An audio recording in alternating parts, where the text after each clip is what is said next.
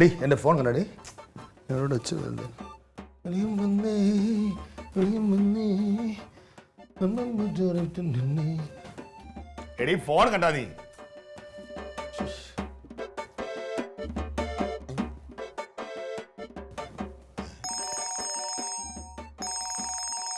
അത് ശരി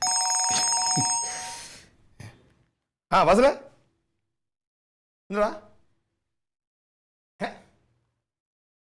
ഇപ്പഴാ